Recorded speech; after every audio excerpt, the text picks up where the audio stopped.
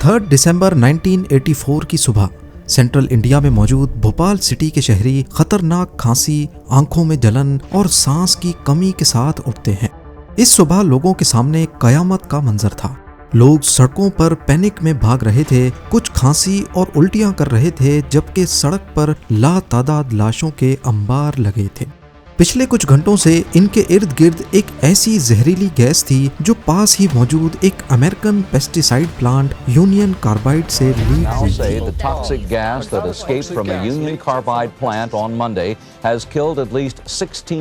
थी। दुनिया की सबसे खतरनाक गैस जो किसी केमिकल अटैक के लिए इस्तेमाल होती है, उसने भोपाल में करीब 25,000 लोगों की जान ली और 5 लाख लोगों ने इसके साइड इफेक्ट्स के साथ बकाया जिंदगी गुजारी।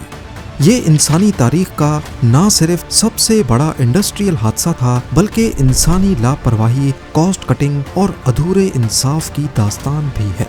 पर सवाल ये है कि इतनी डेडली गैस एक अमेरिकन कंपनी के प्लांट से ऐसे कैसे लीक हो गई?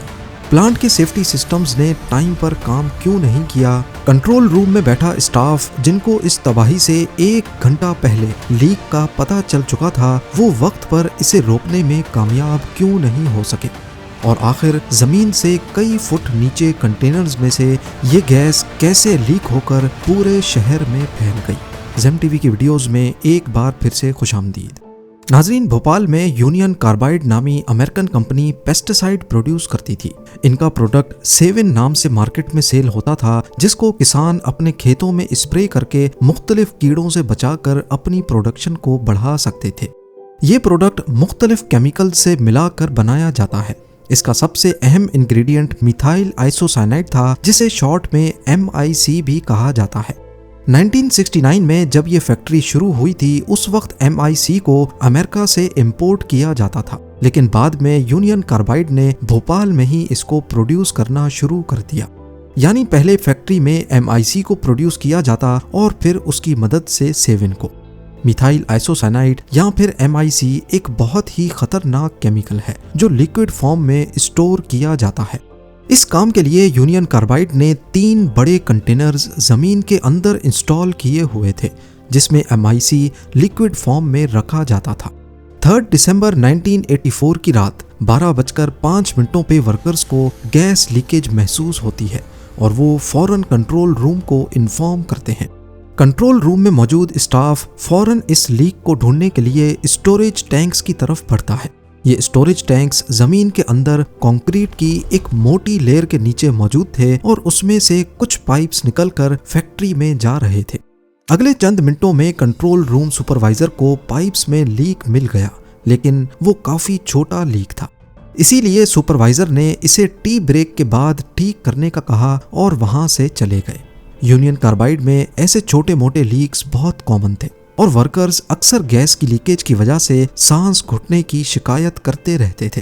थोड़ी देर बाद वर्कर्स ने दोबारा से कंट्रोल रूम में फोन किया, क्योंकि अब गैस लीकेज काफी बढ़ चुकी थी। कंट्रोल रूम में मौजूद प्रेशर गेजेस अक्सर गलत रीडिंग्स देते थे। सुपरवाइजर ने प्रेशर गेज पर देखा तो स्टोरेज कंटेनर का प्रेशर एबनॉर्मल दिख रहा था। उन्होंने समझा कि शायद रीडिंग गलत शो हो रही है, लेकिन सिर्फ चंद मिनट्स में ही स्टोरेज टैंक का प्रेशर इतना बढ़ गया कि सुई अपना पूरा डायल क्रॉस करके फुल पर आ गई। सुपरवाइजर दोबारा से स्टोरेज टैंक्स की तरफ गया तो क्या देखता है कि कंक्रीट की मोटी लेयर में वाइब्रेशंस हो रही हैं और उसमें क्रैक्स पड़ चुके हैं। इन वाइब्रेशंस का मतलब साफ था कि स्टोरेज कंटेनर में प्रेशर हद से ज्यादा बढ़ चुका है।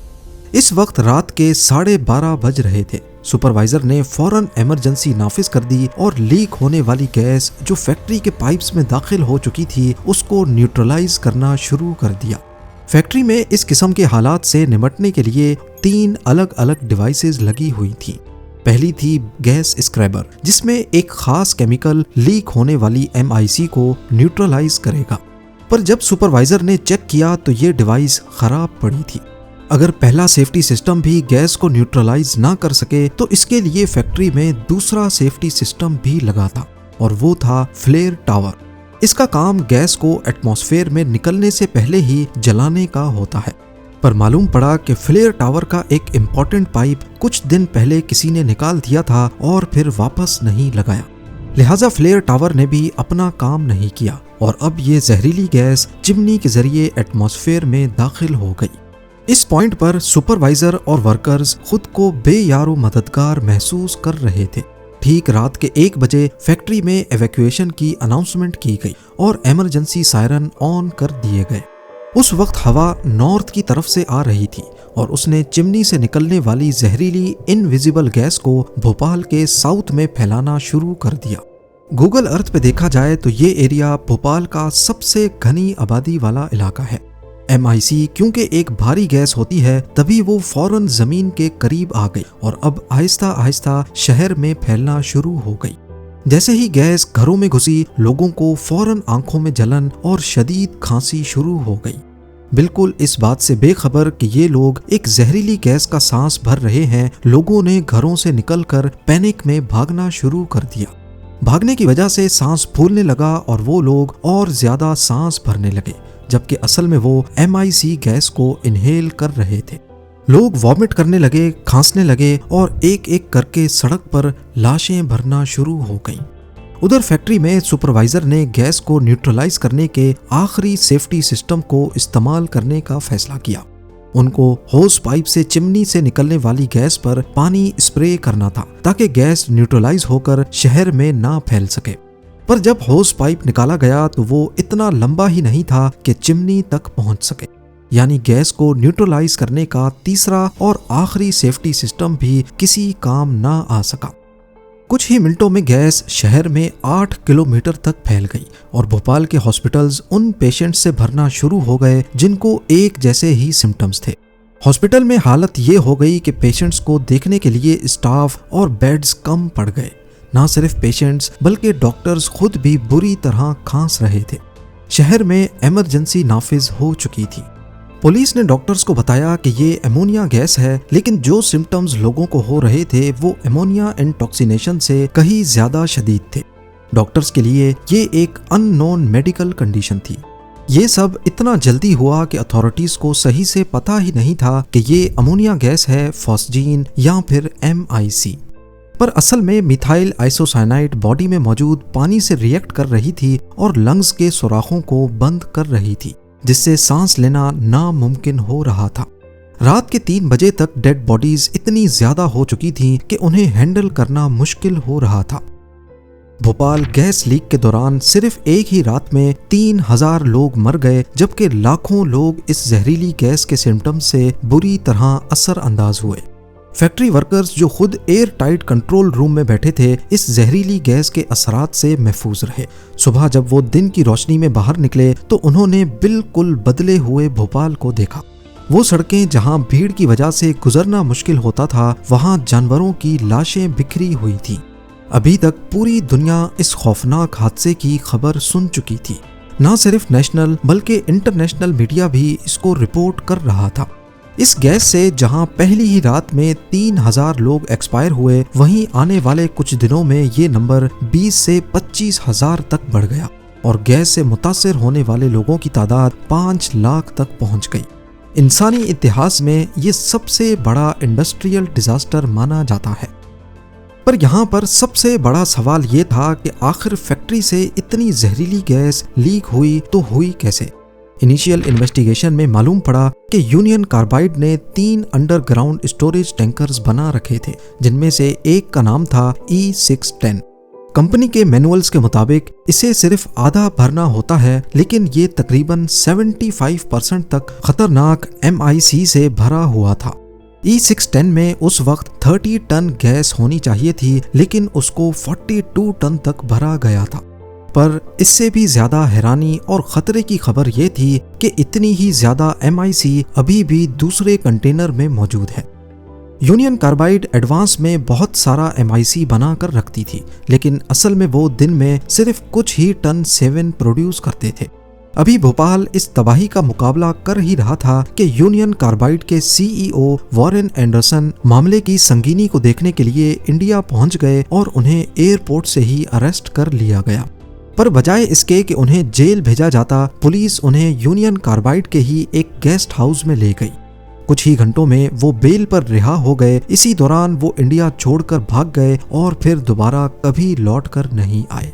वहां फैक्ट्री में अथॉरिटीज इसी कश्मकश में थीं कि दूसरे कंटेनर्स में बचे हुए MIC के साथ क्या करना है। उनको इसका कतरा कतरा जाया करना था ताकि भोपाल किसी और हादसे का शिकार ना हो सके। पर इसका सिर्फ एक ही हल था कि खराब फैक्ट्री को दोबारा चलाया जाए और इसमें से सेवन प्रोड्यूस किया जाए। पर यह काम काफी खतरनाक था क्योंकि इस काम में वही फैक्ट्री की खराब पाइप्स और गलत रीडिंग्स देने वाले गेजेस इस्तेमाल होने थे। भोपाल के लोगों को जब मालूम पड़ा कि फैक्ट्री दोबारा स्टार्ट होने वाली है तो लाखों लोग शहर छोड़कर भागने लगे। फैक्ट्री स्टार्ट करने से पहले दीवारों पर गीले कपड़े लगाए गए और एक हेलीकॉप्टर पानी फेंकने के लिए भी घूम रहा था कि इन केस अगर गैस दोबारा लीक हो तो उसे वहीं न्यूट्रलाइज किया जा सके। सारी सेफ्टी करने के बाद फैक्ट्री को दोबारा चलाया गया।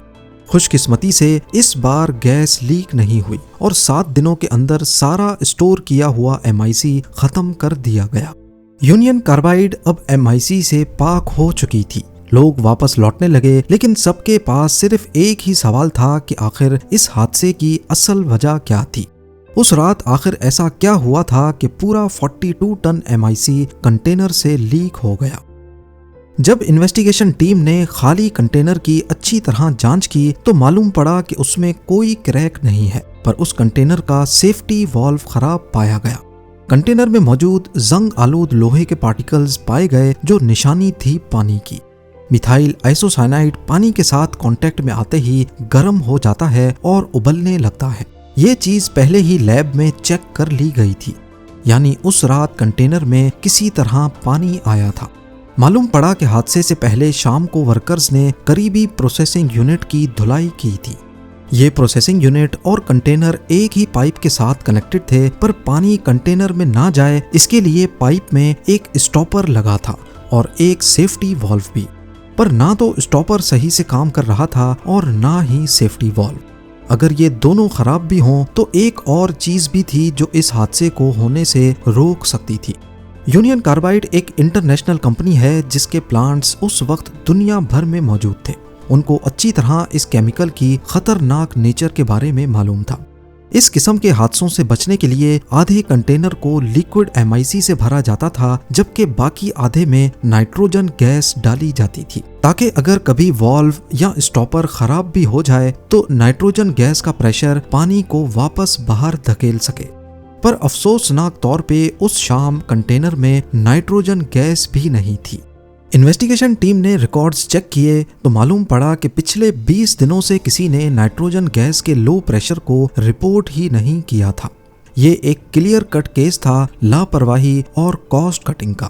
रिपोर्ट्स में बताया गया कि 1984 में ही यूनियन कार्बाइड ने भोपाल प्लांट को चलाने के लिए खर्चे में करीब 12 लाख डॉलर्स की कटौती की थी, जिसकी वजह से छोटे मोटे गेजेस और वॉल्व्स को रिप्लेस ही नहीं किया जा रहा था। बाद में ये भी मालूम पड़ा कि इस हादसे से पहले कंपनी को कई वार्निंग्स भी मिल चुकी थी। 1981 से 1984 तक 5 मरतबा यहाँ गैस लीक के केसेस हो चुके थे, जिसमें से एक मरतबा यूनियन कार्बाइड के एक वर्कर की जान भी जा चुकी थी। E610 कंटेनर में नाइट्रोजन गैस के कम प्रेशर को पिछले 20 दिनों से किसी ने रिपोर्ट नहीं किया क्योंकि उसका गेज ही खराब था।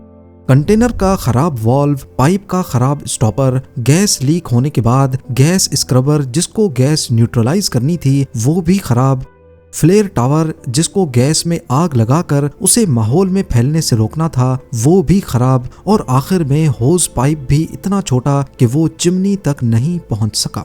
ये सब कंपनी की लापरवाही और कॉस्ट कटिंग का नतीजा था।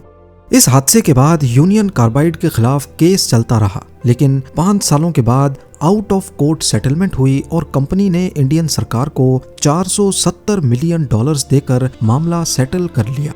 2010 में यूनियन कार्बाइड के 8 मैनेजर्स को लापरवाही के इल्जाम में मामूली जुर्माना लगाकर छोड़ दिया गया, पर यहाँ रहने वाले लोग 40 साल पहले हुए हादसे के असरात को आज तक भुगत रहे हैं। ये फैक्ट्री आज भी उसी हाल में खड़ी है। यहाँ जमीन और पानी में आज भी टॉक्सिक कंटामिनेशन पाई जाती है और जो लोग इस हादसे में जिंदा बच गए वो आज तक MIC के लॉन्ग टर्म साइड इफेक्ट्स का मुकाबला कर रहे हैं। उम्मीद है जेम टीवी की ये वीडियो भी आप लोग भरपूर लाइक और शेयर करेंगे। आप लोगों के प्यार भरे कमेंट्स का बेहद शुक्रिया। मिलते हैं अगली शानदार वीडियो में।